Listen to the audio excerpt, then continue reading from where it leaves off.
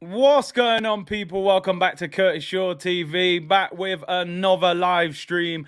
Happy Wednesday to everyone for tuning in today. I'm really looking forward to today's show. We'll get into the latest Arsenal news as we look ahead to the FC Zurich game tomorrow night. A victory would secure us top spot in the group. And obviously, a little bit of transfer news. As you can see from the title, we're being linked again with Wilfried Zaha. Come on, Wilf, get yourself to the carpet. You know it makes sense. Yeah, I'm a little bit of a Wilfried Zaha fan. Get him to Arsenal, people, and I'll try and convince everyone in today's show why. Big up to each and every one of you for tuning in. And yeah, I think I was on time today. Man said, hey, almost on time. I mean, no more than 30 seconds maximum. So big up to everyone. Before we get into today's show, yeah, I see a lot of you talking about Takeoff. Obviously, I'm a big hip hop fan. Terrible news yesterday, and I mean, it just. I think the sad thing is, it doesn't even surprise you anymore. In America, with these rappers, being shot, being targeted, and it's difficult. I don't even know what to say about it. It's sad news. These people get themselves in these great situations in their career, and the more successful you are, the more of a target you are. So yeah, terrible news that. I'm a big Migos fan as well, so yeah, that's really sad, man. Big up Hendon Goon, I hope you're well. Before we start today's show, before we get into it, I've got to talk about this fraud. I'm sorry, but I have to talk about this fraud. I'm quite thankful, actually, that I didn't do the watch along last night, because I'm not sure how I would have reacted to this. I mean, the big dopey doorman decided to miss a header from what? He's inside the 6-yard box, unmarked, and he decides to head it wide. I mean, I couldn't stand Kolasinac when he played for Arsenal. But at least when we got rid of him, I thought, you know what?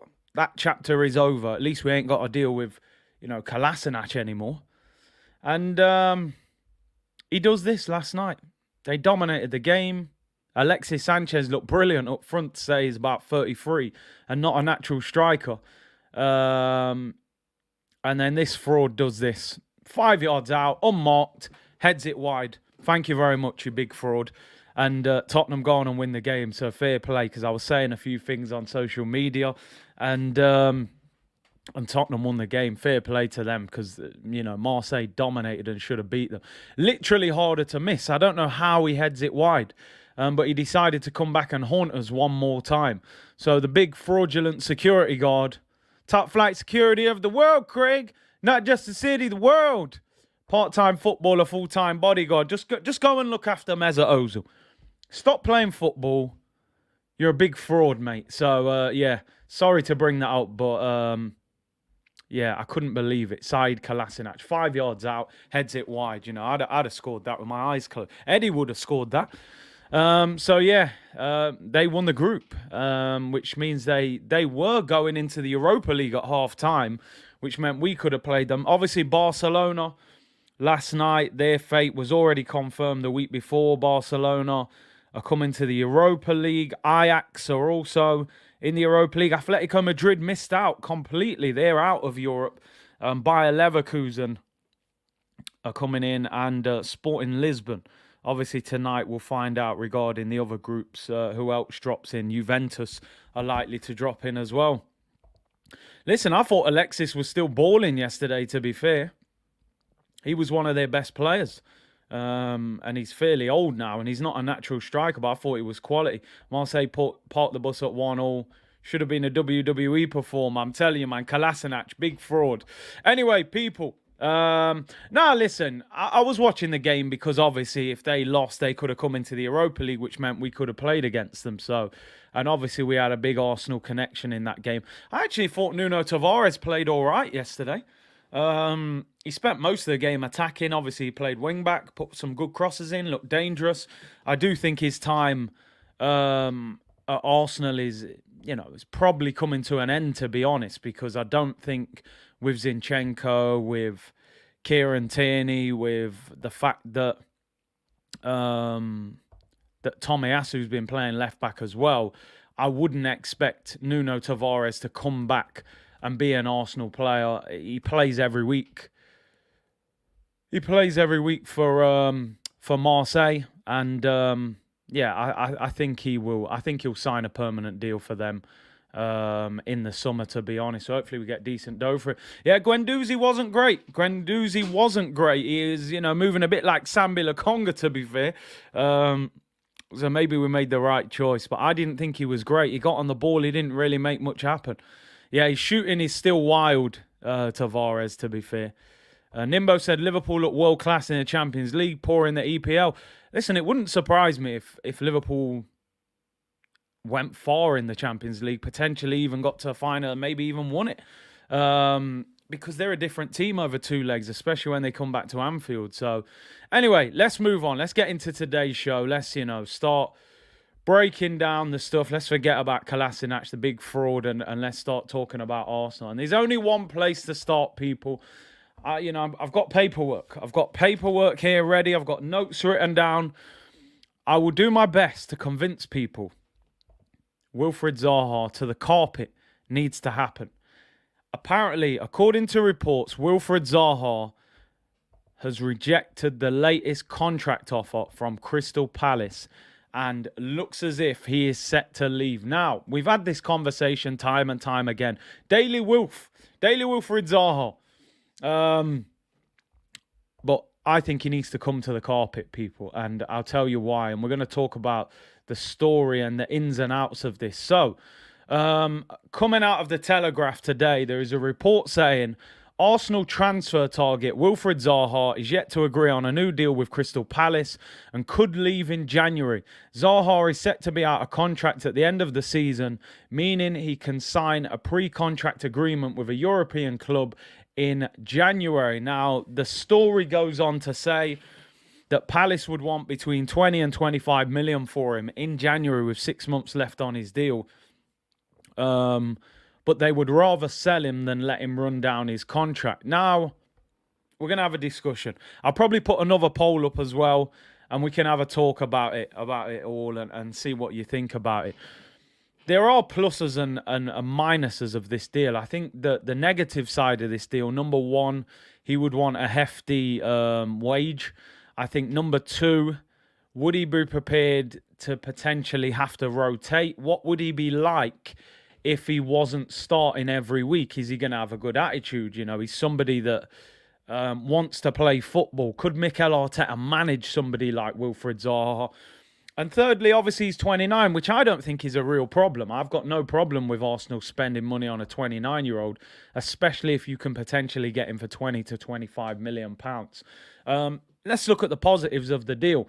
Quite simply, he's in the best form of his career. He scored 14 goals last season in the Premier League, more than any of the wingers at Arsenal, playing for a team that aren't as good. He's already got 5 goals and 1 assist in 11 games this season, 6 goal contributions in the Premier League for Palace already. I just think for £25 million, it's a no-brainer. He's 29, he's an Arsenal fan. You give him, a 3-year contract, takes him up to, 32 years of age. It's a no-brainer. We should have signed him instead of Pepe. He was the better winger. We wanted him instead of Pepe. We only signed him because there was a payment plan that was acceptable. Klarna business on Pepe. Listen, some people saying he's a left winger and a striker. Where's he going to play? That's what you need. You need competition. Let's look at Manchester United as an example. They can play Rashford. They can play Sancho on the left. They can play Ronaldo. They can play Martial. They can play Alanga, or they can play Sancho on the right. They've got Anthony as well. Bags of competition. You need competition. We can't just be saying, right, left wing, Martinelli, no competition, that's yours. Saka on the right, no one else. Jesus through the middle, no one else. Ultimately, tired legs, lack of form, fatigue, injuries, suspensions. You want like for like. You want a player to come in that's going to be at a similar level. Also, we have a fairly inexperienced front three in the sense that even though Jesus is 25, hasn't often been a main starter for Manchester City. So hasn't played a huge amount of football in terms of starting. Saka and Martinelli are young. Smith Rowe's young. I think it helps to have a more experienced player in there as well, especially if we're moving forward into the Champions League. Ocean said, Curtis, is United the best example? United probably wasn't the best, but, look at Chelsea. Chelsea have got Aubameyang, Havertz through the middle. They've got Pulisic, Ziyech on the right. On the left, they've got Sterling. I'm sure they've got other options, but, they've got, in each position, there are players there. You look at Man City, obviously their squad is overloaded. You look at Liverpool, they've got Nunes and Firmino. They've got Diaz, they've got Salah. There's options all over the place. For me, at the moment, we're a front three with nothing else. Oh, this is going to be controversial. Jashar said, big up Curtis, unpopular opinion. Zaha is clear of Martinelli. He has different gears. Eagles. He's a different player to Martinelli. I think they're both sort of equally as good. I think Zaha, where he's got it is he's got the CV. He can say, I scored 14 goals in the Prem last season. Martinelli hasn't had a season at that level yet. But I feel like this season could be the season where he gets 10 to 15 goals. Can you imagine playing right back and playing against Arsenal and, 65 minutes you're up against Gabriel Martinelli running at you all game, and he comes off and then Wilfried Zaha comes on, or that's going to be ferocious. That is going to be absolutely ferocious. He can play up front. He's played up front a number of times. Again, another reason why for me it's a no-brainer of a signing, because it gives you two options. Number one, you can either play Zaha up front instead of Jesus, or the second one, you could move Martinelli to the striker position, because you look at that goal that he scored at the weekend and that movement across the front post. I think there could be a striker in Gabriel Martinelli long term. So for me, it's an absolute no-brainer. 25 million, Premier League proven. He hits the ground running on day one. It's not like signing Mudryk or signing Danilo from Brazil. Don't speak the language, never played in the division, young player, doesn't know what the Premier League is like. He's been in the Prem his whole career. He lives in London. He's an Arsenal fan. He's going to have a point to prove. He hasn't played in Europe since he was at Manchester United, which was a decade ago. I think he would be an unbelievable signing for our front line. I've said many times, I think we've got one of the most difficult front threes. In fact, I would go as far to say, I think we've got the most difficult front three in the Premier League to play against at the moment. And that doesn't mean it's the best. I think it's the most lively, the most difficult. City's is kind of built around what Haaland does. I think for energy, for movement, for interchange, I think it's difficult. And if you can add another couple, imagine having Smith Rowe back and having Zaha, I think it would be an outstanding signing. And another reason, I'm going to put a poll up. Again. We've done this so many times, and, we'll probably talk about him another 10 times and not sign him. Wouldn't surprise me. He could be the new Yanam Villa, the new, Gonzalo Higuain, the player we're linked with and never sign. But you look at January, Arsenal don't often spend big money in January. So 25 million would appeal to the club, in my opinion. But I want to know your opinions. Would you take Zaha for 25 million in January? Or would you rather we go for someone else? More polls than a strip club, people. We're here. Would you rather pay a bit more and go for Mudryk, a player that we've looked at a few times? Would you rather Leandro Trossard from Brighton? Could be an easier player for Mikel Arteta to manage in rotation than Zaha. That is one thing that you would look at with Zaha. Zaha's on 130 grand a week, and how would he deal with not playing? So in the chat, who would you rather take? Would you rather go for Trossard? Would you rather take Zaha? Would you rather pay more for Mudryk? But obviously we heard the sporting director the other day of Shakhtar Donetsk saying that he values Mudryk at 100 million euros. I don't know what he's been drinking over there, but he ain't getting nowhere near that. Fitz, hope you're well, bro. He said, how many no-brainers have there been with the Chuckle Brothers and we don't get them? I'm losing count. It's a no-brainer. It's an absolute no-brainer. The thing with Trossard, and the only reason I'm not kind of banging the Trossard drum too much, is when I've read a lot of things about him, it sounds as if Chelsea are looking at him, and I think the fact that Graham Potter's his former manager, I feel like he would possibly go there ahead of us. Although they do have Sterling on the left, don't really have an out-and-out right winger at the moment who's playing. Ziyech out of favour, Pulisic not doing great. So that's kind of more why I'm speaking about Zaha rather than Trossard, because it seems as if he's heavily linked with Chelsea. But big up Fitz. Big up Gunaresh, thank you for the super chat. Zaha maybe 5 years ago. Trossard throw the kitchen sink at him. I'm a Tony fan too. I do think sometimes we get caught up on age. I've said this a few times, because people saying we should have got Zaha 5 years ago, but I think he's better now than he was 5 years ago. And Trossard turns 28 in December, so there's only a year between him and Wilf. So there's not a massive difference. Ivan Toney, listen, 100%. Said many times I'd take him all day long, and I do think we need a striker, that is for sure. Jashar, big up, bro, again. He said, big up Curtis Martinelli is still potential at the moment. His best position will be as a striker, just needs to develop his composure and link-up play. I think a lot of the time nowadays, the difference is, I think young strikers now, a lot of the time they play out wide and develop, because back in the day, everybody played two up front. So you could get away with a younger, more lightweight striker and maybe put someone bigger next to them. Now, because you play up front by yourself, you need to be a bit stronger, a bit more physical, a bit more talented with your back to goal. That is something we haven't seen yet from Martinelli in that position.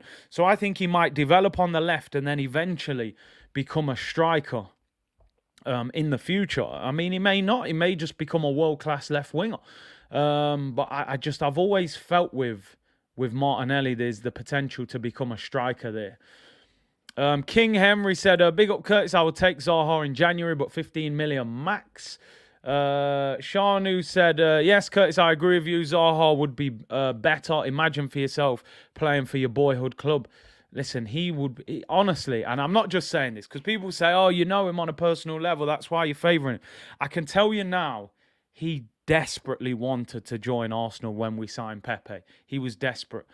He put a transfer request in. He wanted the move. Emery loved him. I'm letting you know this because I had a little bit of inside info on this deal, right? Unai Emery absolutely loved Wilfried Zaha. He was desperate for Arsenal to sign him, but the club wouldn't pay the money because that summer, Palace had sold Wan-Bissaka to Manchester United for 50 million. Man United had paid most of the money up front. So Crystal Palace were like, we're chilling. We're financially set. We just sold a right back for 50 million and you want to come and sign our best player. They were like, yo, 80 million to sign him and you got to pay most of it up front. And Arsenal offered, I think, 45 million plus Callum Chambers or something stupid. They wanted 80. Man United had a 20% sell-on clause as well, so 45 million, they would have lost 9 million of that, so it would have been 36 million plus Chambers. They were never going to do that deal. Rasim said, Big C, would Zaha inhibit ESR's growth? Listen, I like it when people say this because it is a good discussion point to have. For me, number one, Emil Smith-Rowe at the moment is an injury-prone footballer. And I like Smith-Rowe. I think he's a real talent. But the reality is, availability is the best ability. We've said that many times on this channel. And Smith-Rowe is not in the equation right now. We can't sit there and go, let's not buy a winger because of Smith-Rowe. But we ain't got time for that. You need 4 top wingers, really, anyway. All right, Nelson may rescue his career. We don't know. It could be a one-off. We've only really got Saka on the right that's excelling and Martinelli on the left. So for me, I wouldn't look at ESR and say that's why I can't sign Zaha or Trossard or Mudryk or Gakpo or any winger. ESR needs to get fit and get on the pitch and perform. But big up Rasim, appreciate your interaction. By then, won't need him to win the Premier League and Champions League every season. I hope you're right. Buenos Aires Guna. Buenos Dias, Curtis and C Unit. No work for me today, so I can catch you live. Zaha, Trossard, either one. Bring them to the carpet, regardless of their age, will improve both of us. And I have to say this. I know I'm Wilfred Zaha FC in right now, but I tell you one thing. You give me Zaha or Trossard, I'm delighted with either one of those two. I'm delighted with either one. Both of them are excelling. Both of them are experienced. Both are scoring goals. Both international players. I think both of them would add a lot to us. With Trossard, he may actually, as crazy as this is, as I'm bigging up Zaha a lot more, he might actually suit Arteta's style more than Zaha, because Zaha really has played for Palace, who are a counter-attacking team for a long time, where Trossard plays for Brighton, who are much more of a possession-based team, which is similar to how we play. So it may actually be more suitable to get Trossard, but I just think Zaha's electric. I really do. Kay said Zaha, no attitude problem. Refs never protect him. I've always felt there was this kind of thing of a Zaha got an attitude problem. I do think he has an ego, which I think a lot of top players have an ego. He has a huge self-belief in himself, that he's a top player, and we'll see. It'll be interesting. Anthony said, yo, Big C, I love Wilf and always wanted him, but he comes with some caveats. His temperament, especially under Arteta, is a huge risk. Jota at Celtic is being slept on. We need ESR fit and Elise for right wing. A lot of people saying Elise. Somebody said the other day that Elise has a 35 million release clause, which I've never heard about that, but that seems real cheap for a player of that level, which is interesting. So, listen, for me, don't want to harp on about it too much. The poll is up. Big up King Henry, said I catch you today from work. It's one of them with Wilf. It would be down to Arteta. Are you willing to start signing players like this now? Because let's be honest, if we get Champions League this season, which we should, if we don't, it's a disaster, but I think we will. We may have to adjust the kind of players that we're signing. That might mean that Arteta, instead of signing players like Tomiyasu and Ben White, players on the come up that haven't done a huge deal in their career yet but have a lot of potential, you may have to start going and signing big players who've won a lot of trophies with experience, and they come with egos, they come with attitudes. Realistically, you look at the most successful teams throughout the years and the players that we've had, a lot of our best players had attitude problems. Thierry Henry, who for me is the best player we've ever had at Arsenal, he had a huge attitude and a massive ego. You know, Alexis was apparently difficult to manage at times. Aubameyang had his problems, you know, Ozil towards the end. And I think you get that. Eric Cantona at United, you know, Rooney, and you look all over the place. A lot of the top players come with baggage. It's down to you as a manager to manage that and to harness that talent. So it's an interesting one. It is an interesting one for sure. Let's see what you're saying. 81% of you said you would take Zaha in January. I'll do one more poll, right? I'm gonna put the 4 wingers up that we've been linked with, right? At the moment, the 4 wingers we're being linked with: Zaha, Trossard, Mudryk and Gakpo, right? Who would you rather sign out of those 4 in January? Let me throw that up as the second poll. Zaha, 25 million. Trossard, maybe, I think they said 35 for him. Gakpo, 35, 40. And Mudryk could be anything. Who would you rather sign? But we definitely need a winger. That is for sure. Zaha, Trossard, Gakpo, Mudryk. Second polls up, people. Let me know who you would rather take out of them. But listen, this Wilfried Zaha thing, it won't go away. It's just whether he ends up with us. All I can say is, if we don't sign him, I think he goes to another top 6 club in the Premier League. I could see he's been linked with Chelsea. I think Tottenham would look at him. Counter-attacking style. It would suit Conte on the break. Probably not United, wouldn't go back. I don't think City. But listen, I think he'll get a big move regardless. Maybe we sit tight and try and get him in the summer on a free transfer. Maybe Newcastle. That's a good point. DJ Bree said Zaha will add 10 goals and 15 free kicks around the opponent's box in the second half of the season. Could push us over the line. I genuinely think if we signed a player like Zaha and we signed a quality centre midfielder, I think we could genuinely push Man City for the title. If you get Smith Rowe fit, you get Zinchenko fit, and you get Jesus scoring a few more, you bring in somebody like Zaha, you get a centre mid of high quality, I think we could push Man City. I'm not saying we could necessarily get over the line, but I think we'd be close to them. Big up DJ Breeze, I agree. You know, he's one of, I think most years he's the most fouled player in the Prem. This year, it's actually Gabriel Jesus. Zaha is second. Jashar said, big up Curtis, Oli Ali saying Eze are out of bounds. For those that don't know, Jashar is a gooner, but he's a bit of a Crystal Palace fan as well. I do like Elise. I do. I like Eze as well, to be fair. Zaha or Trossard said, George, yeah, there's a poll up. We've thrown the poll up. I'll leave that up for 10 minutes. See who you vote for. For me, Mudryk, the asking price is too high. I haven't seen enough to be paying huge money for a guy that's had a good 6 months in the Ukrainian league. So I wouldn't be paying 60, 70 million for Mudryk, even though I do think he looks a talented player. Gakpo, first game against Arsenal was horrible. Second game he was decent. I'm still not sure how good Gakpo is, if I'm being totally honest. He looks decent. But I don't think he's better than Zaha. And to be honest, I don't think he's better than Trossard at the moment with the level he's performing at. So let's see. Lewis said, car park Neymar for me. Beep, beep. Hey, listen, bro, I tell you something, though. You're going to have to get the checkbook out for him. And are you prepared?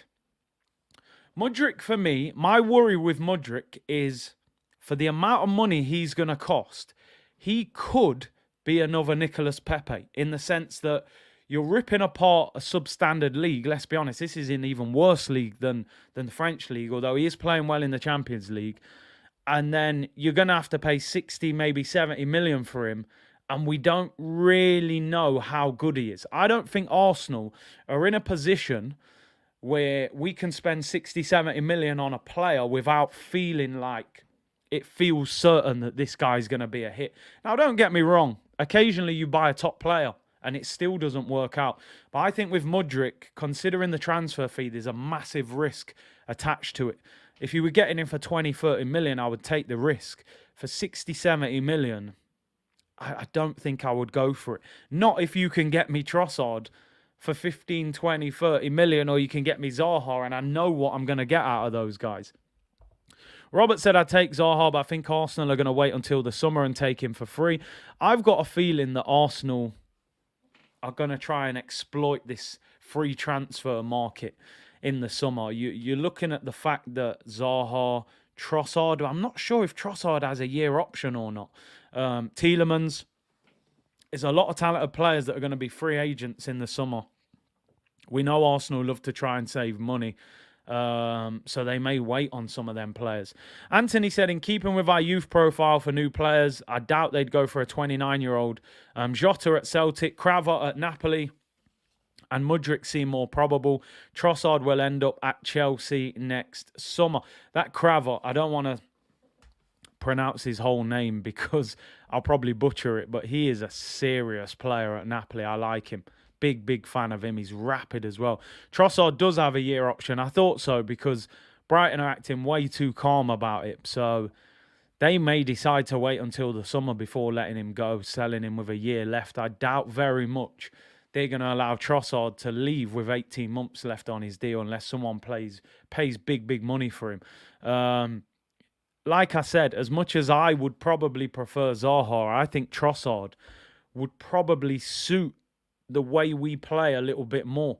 But we're not being linked with him that heavily now, to be honest. That's the issue. It seems as if maybe we're not going to go for him. But we'll have to see. Trossard is 28. No, 27. He turns 28 in December the 4th.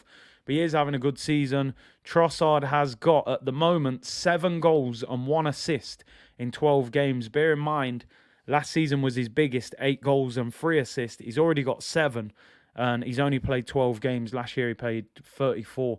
So, personally, I would be delighted with either one of those 2 signings. Yeremy Pino, we've been linked with again. Lightweight, only 19. Maybe doesn't speak the language. It doesn't excite me. I just don't. I don't want to sign a player in January, or 2 players. I don't want to sign players that might take 6 months, might take a year to adjust. I just don't want that kind of signing. We're in pole position. We're in pole position right now, people. What we don't need is to go and sign a project, because we haven't got time for that project. We need somebody to come in and say, I'm ready. You can start me on Sunday. I'm good to go. Zaha, Trossard, somebody like that. I don't want no Pino, no lightweight guy from Spain. Man saying he's got 1 goal in 12 games this season. Fianzo Guna, appreciate it. Yeah, I don't want that.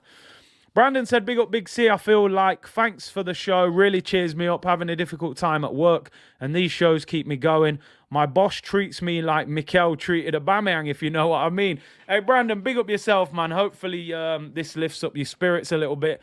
And listen, we understand what you mean. As much as we're backing Mikel, we know that the Oba treatment was a little bit heavy.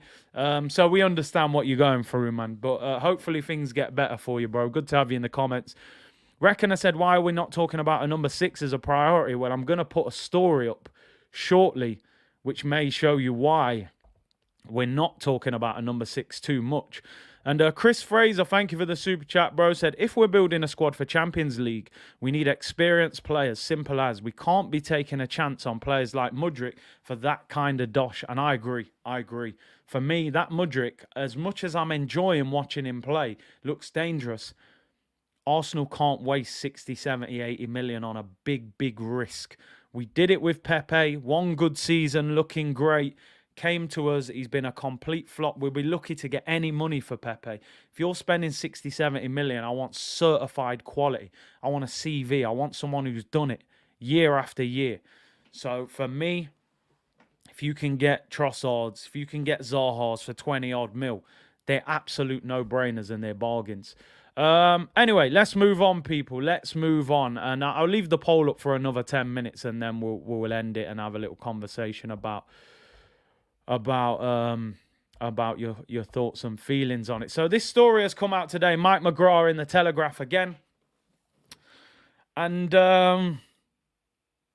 this is a bit of a worry for me. Now, this isn't gospel truth, but is this the warning sign? One thing that I'm not going to stop saying between now and the last day of January, right?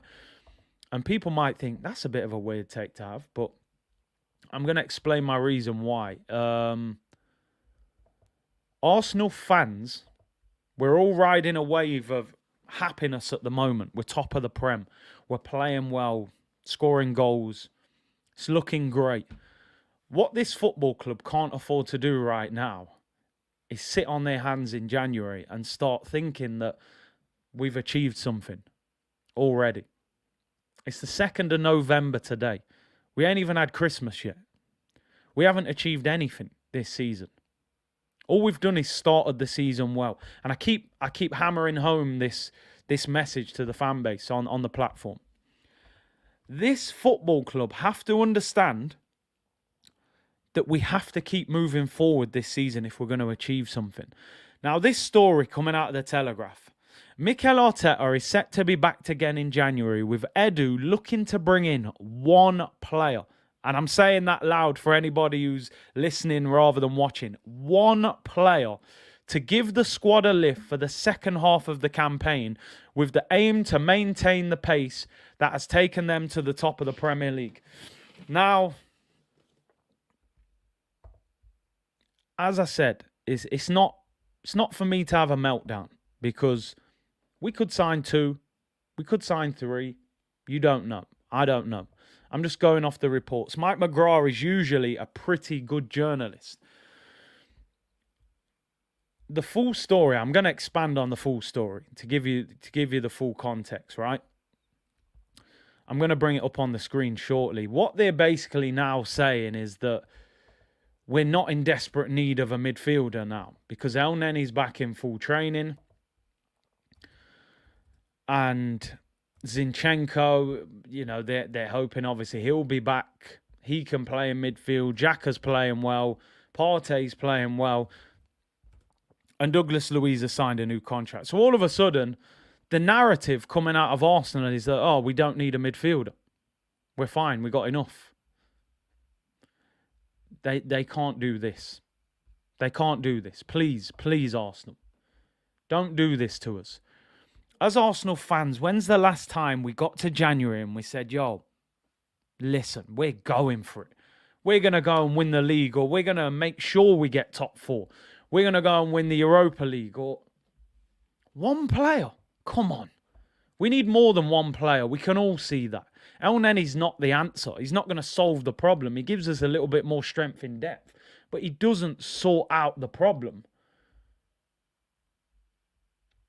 So let me just continue with this story, right? Let me expand on this story slightly. So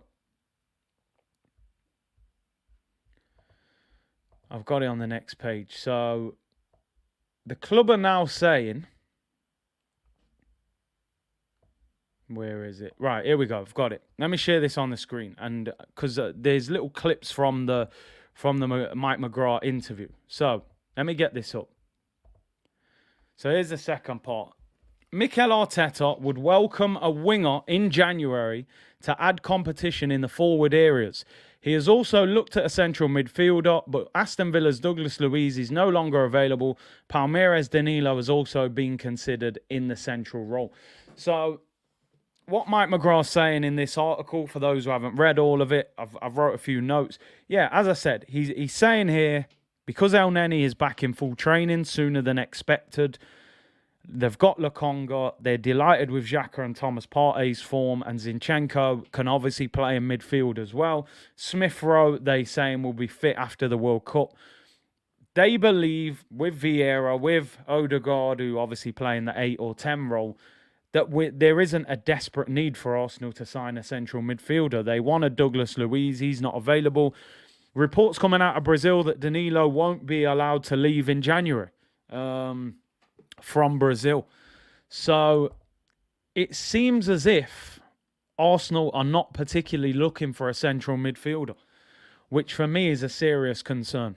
It's a serious worry, because if Granit Xhaka or Thomas Partey get injured, you're bringing in my opinion, substandard midfielders. You know, El Neni, Lokonga.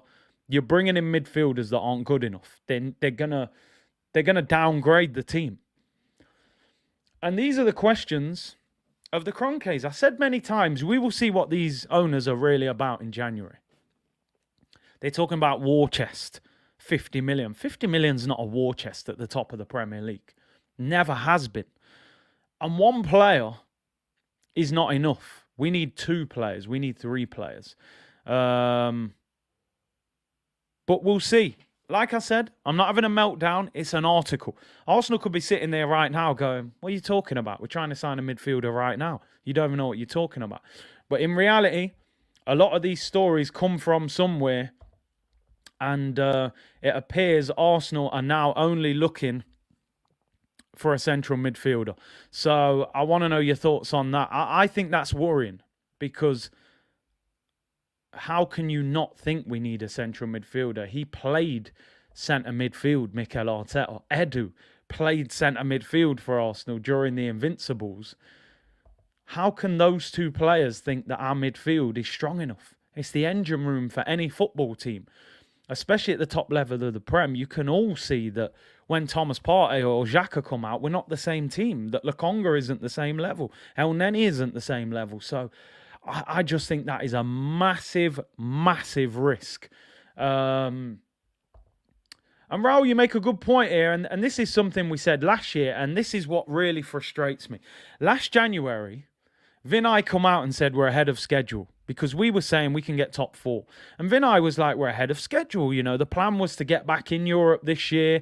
and then next year go for top four. So what did they do last January? They did nothing. They got rid of Aubameyang. They got rid of Ainsley. They didn't sign anybody because they said, you know what? You're on track. The track last year was to get back in the Europa League. So they didn't go for it. Now this year, we found ourselves in a position where, unbelievably, we're probably in a title race. Whether we've got the squad or not to maintain it is a different story. But at the moment, we're in a title race. All you need is an owner to go to Mikel Arteta now and say, listen, do you know what?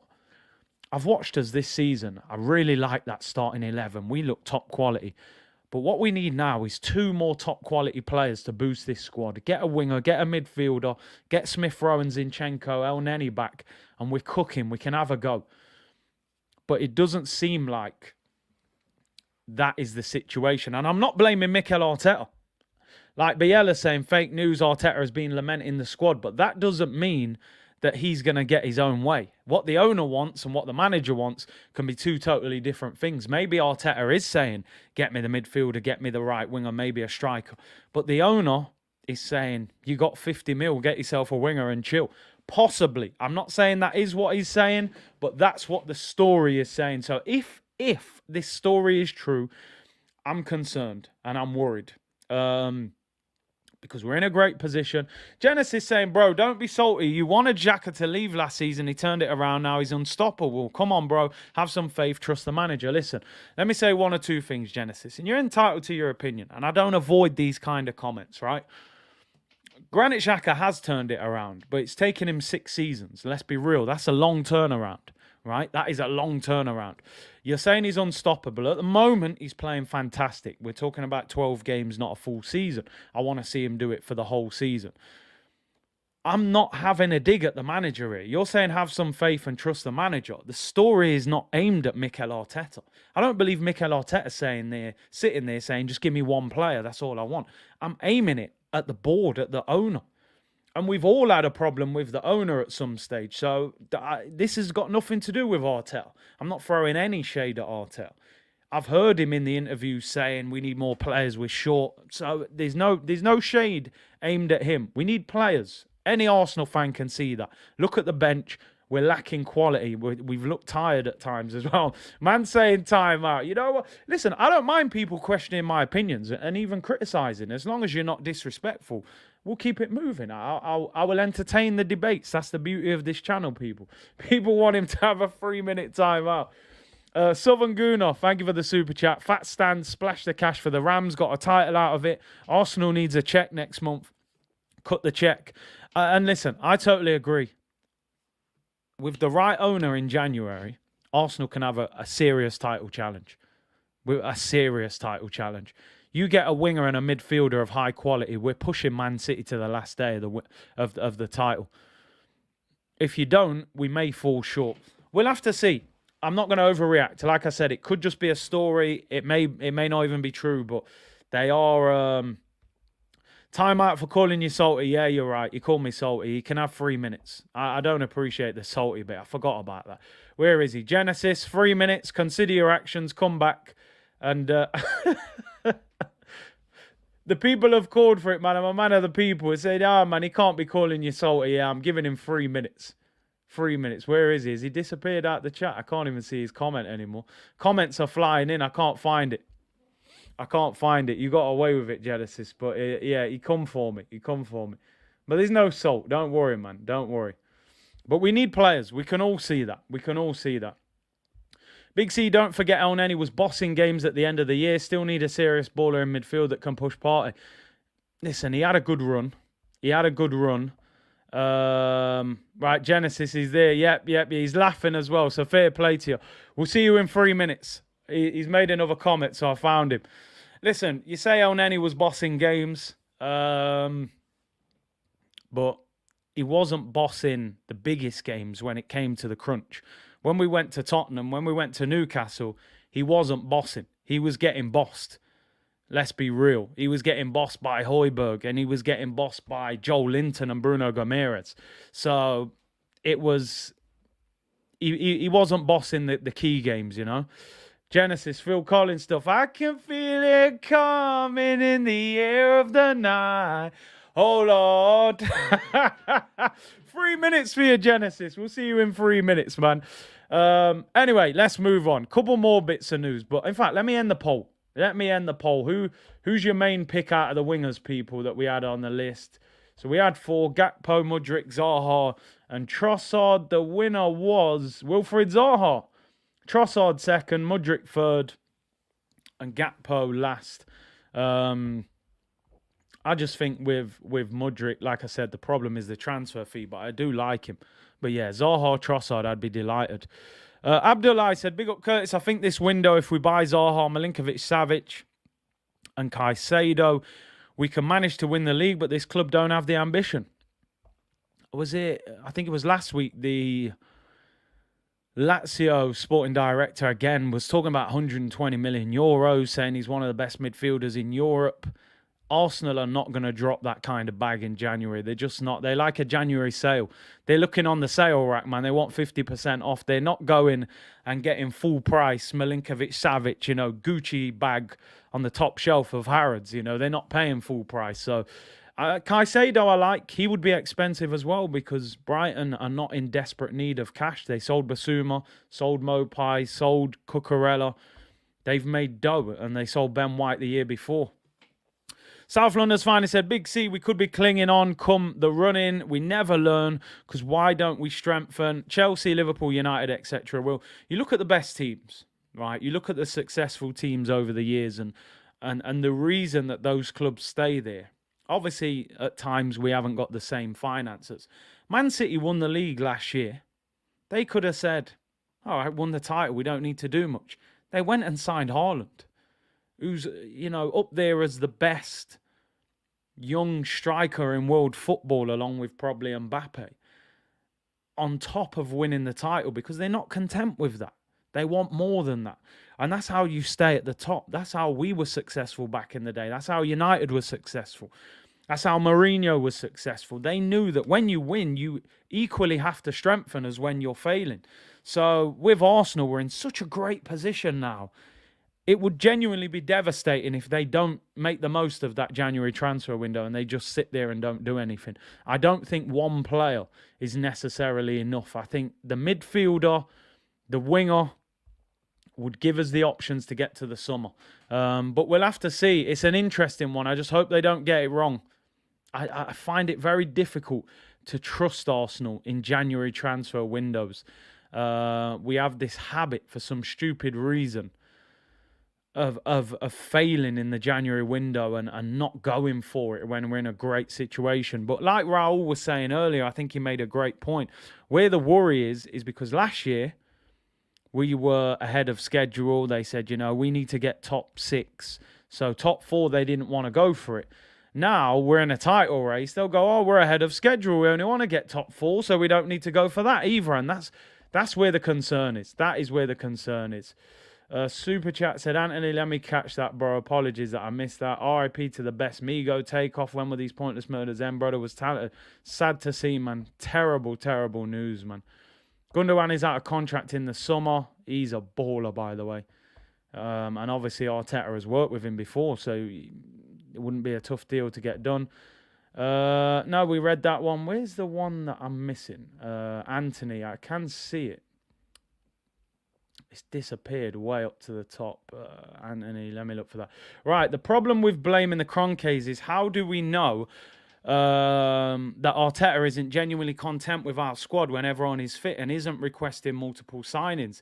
The Kroenkes don't know ball. It's a good point. It's a good point. The only reason I'm kind of saying that I would think it's the Kroenkes more is because Arteta has said a number of times that we're short, that we needed players, and that we didn't get players in. So I suppose that's what I'm going off. Like you said, though, there's no key evidence. The Kroenkes could be saying there's 100 million, and he could just be saying, you know what, I only need a right winger because I've got El Neni, who he gave a new contract to, Sambi Lokonga, who he signed, Granit Xhaka, who he gave a new contract to. Thomas Partey is obviously our best midfielder. Zinchenko can play there. He signed him. So Arteta could be sitting there going, I've got 5 options there, and they were all my players pretty much. So But it wouldn't make sense to me, surely not. But you never know. We will never know, probably. Ray, thank you for the super chat. You would expect the owners to strengthen in the January window by bringing in a minimum of 2 to 3 quality players. Hope they surprise us all. Lick the likes, people. I know I actually forgot to say lick the like button. 2,000 of you in the chat. And let's get 1,000 likes, people. Should be light work. Ultimately, the last January lack of movement cost us, despite what they said about schedule. I pray they won't miss this opportunity to strengthen that top 4 bid. 100%. Sign a top striker last January. We're in the Champions League. That's facts. Spurs were ahead of schedule, went and got Kulusevski and Bentancur in January, took 4 from Arsenal. Please don't make the same mistake. 100%. 100%. We're in an unbelievable position right now. We can cement 4th early, top 4, and then just have a go at the title and see what happens. It's going to take us having a bit of a go for it. Let me give you some good news. Some good news for Arsenal people. And this is fantastic news, although it isn't transfer news. Bukayo Saka is in full training with the Arsenal squad at London Colney today, people. He's in full training. He took part in the whole training session this morning. The pictures are out online if you want to see them. And he took part in full training, which is fantastic news. The second part, Zinchenko trained this morning. From what I've seen, I don't know how true this is, but from what I've seen, he didn't do the whole training session with the group. It looks as if there was parts of the session that Zinchenko was training by himself. And the third part, unfortunately not on the screen, El Neni was in training as well. Again, similar to Zinchenko, there seemed to be parts of the session where he was training by himself as well. So Zinchenko and El Neni back in training. Bukayo Saka in full training. So whether they will risk him tomorrow against Zurich or not is a different question. But we needed Saka back desperately. Zinchenko is back, not in full training, but he's back in training. El Neni's back in training. That will strengthen our squad. That will give us good players on the bench. Who would have thought, people? Who would have thought there would actually be a day we would be celebrating El Neni being back in training? Not that I ever wanted him injured, of course, but actually celebrating him being back. 2 players aren't back in training, people. One is Matt Turner and one is Smith Rowe, both out. Smith Rowe apparently won't be back until after the World Cup. Matt Turner, I'm not sure. Apparently he twinged his groin last week in training. So I would imagine that Ramsdale will play against Zurich and against Chelsea on Sunday as well. So that'll be interesting. But how long will Zinchenko take to actually get back into the squad? Jashar said, big up Curtis, I don't think there will be many January signings due to financial fair play. That's another great point. You've got to look at it really and think, last year we spent 150 million or close to 150 million. This year we spent around 100 and, what was it, 30 odd on Zinni, 30 odd 70, and then 40 on... We spent about 115, 120 this summer, 150 last summer. Who's the last player that we sold for a significant amount of money? There has to be financial fair play issues at Arsenal because we haven't sold anyone. I can't remember the last player that we sold for a decent amount of money. We got 5.5 million for Lucas Torres. It's peanuts. So I think the last player that we probably sold for big money would have been Joe Willock. And that wasn't even this season. So there has to be financial fair play issues that are lurking in the background. Man saying if you watched El Neni play, there's no cause for celebration. And go, listen, I mean, I think he's probably better than Sambi Lokonga. Smart Cookie said Reece can be a super sub. Listen, Reece has an opportunity to rescue his Arsenal career now. It can't be a flash in the pan. There's no point talking about this game in a month's time and saying, "Do you remember that game when he came on against Forest?" No, I need to see more goals. I need to see more. But hopefully he can. Hopefully he can. He's got an opportunity, and let's hope he takes it. I just wanted to show you a few of these training pictures of the lads back in training. This was from this morning. Like I said, Zinchenko and Bukayo Saka. Zinchenko and El Neni took part in some of the session. Saka was in for the whole session. Great to see Zinchenko back. In the words of Arsene Wenger, he's like a new signing. It feels like he hasn't even played for Arsenal. He's been out for that long. But finally he's back, and hopefully, because I do think we actually play even better when Zinchenko's at left back, because of that ability to step into midfield, that ability to allow Granit Xhaka to get forward even more. I think definitely is a big booster. So that's a positive. I think we can even go up to another level with Zinchenko in the team, but he's just not available at the moment too often. So we'll have to see on that one. But great to see the guys back. Big boost. And Saka's needed for Chelsea. El Neni back in training. Yes! Let's go! Big Mo is back. The best Egyptian in the Premier League. I don't want to hear no Mo Salah talk. Mo El Neni returns, people. Celebrations needed. And there's Bukayo at the start of training with Arteta. And, yeah, he's back. So Chelsea, you know, it's going to be madness. Listen, Genesis, it's all, listen, no, people, don't get onto him. I'm only joking. I hope people aren't getting onto you, man. Everyone's entitled to their opinion, you know. Somebody just said about Vieira. Sorry, I clicked on it and clicked off it by accident. Somebody saying that Vieira is overrated. I mean, Vieira's worrying me a little bit.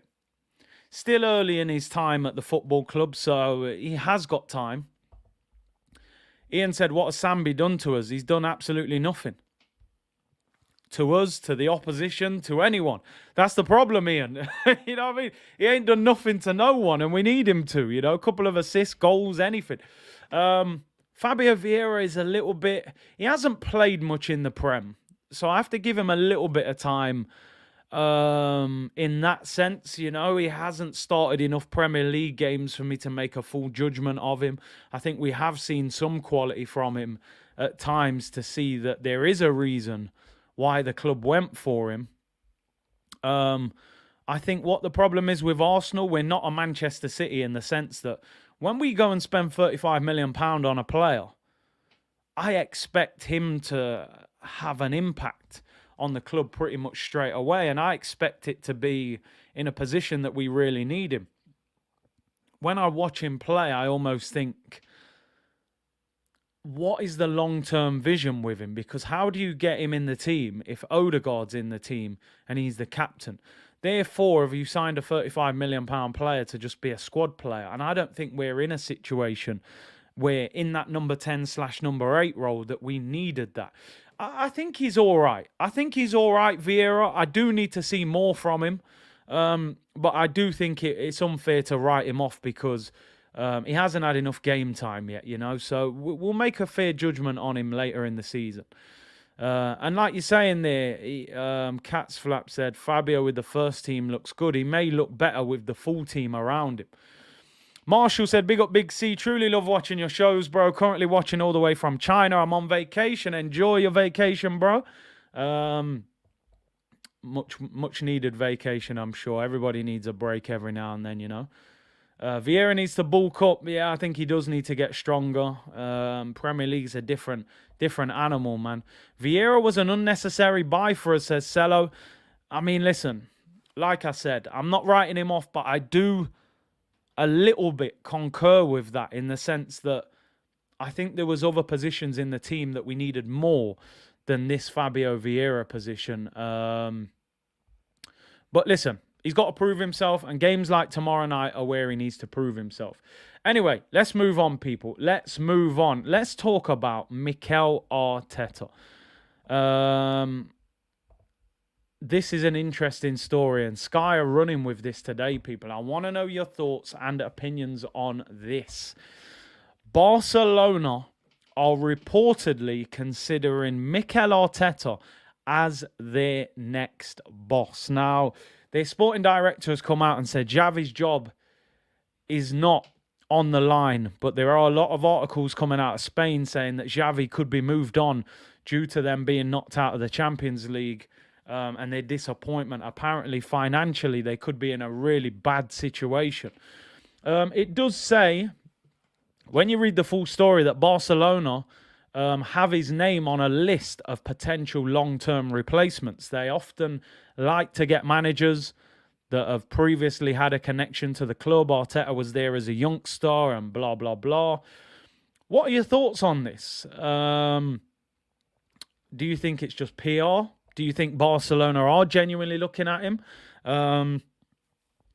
What I would say is that I would imagine if they were thinking about getting rid of Xavi, I think they would have his name on a list. I don't think it would be at the top of the list because ultimately he hasn't done enough yet. But then at the same time, Xavi had managed, I think, in Qatar. I think he was the manager of the team that Santi Cazorla was playing for. So they don't always necessarily go for a manager that has a massive, long CV. And Barcelona are a bit of a mess at the moment. Fitz comes in with his sympathy. He says, let him go. Fitz, never change, Fitz, never change. Zach said Vieira's lost his freedom, now playing like Odegaard. Interesting. I agree with that opinion somebody just said before. Apologies, forgot the name, but I think you'll see the best of him around the first team rather than in the Europa League. I can see it now. New 8-year deal on the way. I mean, he's just signed a new contract for 3 years, I believe. So the club don't need to rush and give him a new deal. Man said Camp Cone, the Camp Cone in Barcelona. I've always said, though, the one job that would tempt Mikel Arteta in club football would be Barcelona, because it's Barcelona and he has a connection. He was there as a youngster. He didn't really make it. People saying Barcelona have no money, but money doesn't seem to bother Barcelona. They had no money in the summer. They still signed Rafinha, Lewandowski, Kessie, Christensen. They signed a bag full of players. It would be interesting if they came in for him, just how much he was committed to Arsenal, because I think that would cause him to have a little bit of a, I think he'd have to have a meeting with his family about that one. Do you want to go back to Spain, Barcelona? People say that Barcelona and Real Madrid are clubs that you can't turn down. So we'll have to see. Like I said, it's Sky Sports. Is it true? I don't know. A few stories circulating that he's on a list. Not that he's a one. I honestly, it would be interesting what he would do if Barcelona offered him that job. I think he would really have to think about that, because I'm sure he's got a lot of love for Barcelona. Clement said, interesting that Barcelona are interested in Mikel Arteta due to financial issues. I don't see Arteta leaving Arsenal in the near future. One thing I would say, I think if Arteta was to go to Barcelona, you're always maybe 6 months away from getting the sack. Where at Arsenal, I think he has a lot of control. I think he's very well protected. He's got staff around him that seem to love him. So he has a lot more job security at Arsenal than he has at Barcelona. But just let's be real. A Spanish boy who started off at Barcelona, to be offered that job, would he be prepared to turn that down? It would be interesting. Barcelona, Barcelona at the Camp Cone, at the new Cone, people are saying. Big up Beresford, man. Let the man leave, said Terry Mack. People saying Fitz must be Jamaican. Fitz saying man can't handle big players or egos. Yeah, and Barcelona, that's pure ego. Keep your filthy hands away from him, says George. Barca are in a mess without Messi. Mikel Arteta will stay. Trust the process. Ray said, Big C, everything to knock Arsenal off the perch at this time when we're top of the league. These are things what happen, though. It's part of being at the top. When you're at the top, you become a target. And that means that clubs will start looking at your players because they're performing at a high level. Clubs will look at your manager. And we don't like it, but that's what happens. When we were 8th in the Premier League, no one was being linked with Arteta. No one was being linked with our players. Maybe Klopp having a little flirt with Martinelli. But no one was trying to get our players. Now we're top, Madrid are looking apparently at Saka, and they've looked at Saliba, and Man City have looked at Saka. And, these are the things that happen. Martinelli, Liverpool like him. It comes with the territory, I'm afraid. Genesis, said they might come, but I feel Mikel has a great connection with the players and the fans. Remember, he wanted to connect back with the fans. I think he'll love to win things with us before leaving. You make a good point. You've redeemed yourself there, Genesis. Said, I think he would want to achieve something or get us. If he left us now, he would be leaving us in the lurch, really. Where the club really have stuck by him at a time when they could have easily got rid of him. You know, in them 8th place positions. They've backed him in the transfer market. They've rewarded him with a new contract. They've supported him non-stop. They've threw PR all over the place. So it would be very, very harsh if Arteta left when you consider the support that he's had. So we'll see. We'll see. There's no real evidence that this Barcelona story is gospel, you know. It just seems as if Xavi's job seems to be on the line, and naturally they're now, they're now linking other managers with moves to Barcelona, because I'm sure Xavi's in Spain. I'm sure they're fuming with the situation that's occurring at the moment. So it's an interesting one. It is an interesting one, but I don't think we've got anything to worry about at the moment in terms of Arteta. Get some comments in, folks. We will be rounding up shortly. Want to hear from you. Loads of great comments today. There was another story, but I didn't get the article up, that I just wanted to talk about. Was they were saying that Kieran Tierney is apparently unhappy with his current situation, and if it occurs until the summer, he may potentially look to move on. Now, this is an interesting one. You know, Kieran Tierney's I think a lot of the Arsenal fans really like Kieran Tierney. Got a great attitude, was a good signing. He's a solid left back. And he was somebody that at one stage people were saying they think he'll end up being the Arsenal captain. That obviously didn't happen. Odegaard got the armband, I think more probably based on availability. Kieran Tierney is, injury prone. But apparently he's not happy. And naturally, and I haven't got a problem with him being unhappy. He's seen Zinchenko coming. That's bad enough. Zinchenko's playing ahead of him. And then Zinchenko gets injured and he's still not in the team. Now for Tomiyasu. So effectively, Kieran Tierney is our third choice left back at the moment. And he's not going to be happy with that. I mean, Haroon said doesn't sound like Tierney, but you got to think he's come through as a young player at Celtic, played, won trophies, come to Arsenal, always been our first choice. Now he's potentially third choice. He's probably struggling to cope with that. And it's interesting. It is interesting because I definitely wouldn't want to see Kieran Tierney leave because I think he's a great option. However, I think we're in a position now where Kieran Tierney is not the first choice left back at Arsenal. I genuinely think when Zinchenko is fit, he plays ahead of him all day long just because of how good he is on the ball, because of the ability to step into midfield.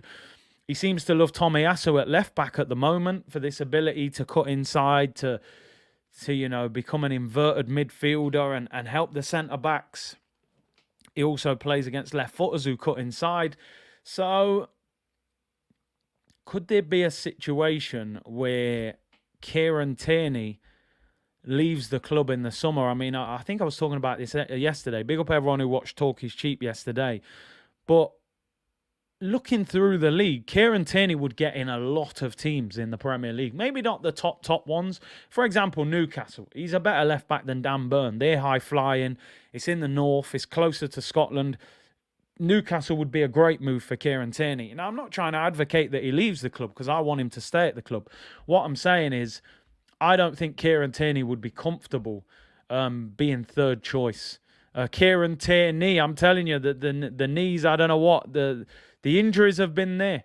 I think if Arsenal got a big offer for him in the summer, I think the club would consider it. I really do. I like him. I wouldn't want to see him go. But maybe, like you said, he's got to prove himself now. We've backed him. We signed him. We gave him first choice left back. Ultimately, you've been a sick note for the majority of the time you've been at the club. We've now possibly upgraded you with Zinchenko, even though I think Tierney is a better defender than Zinchenko.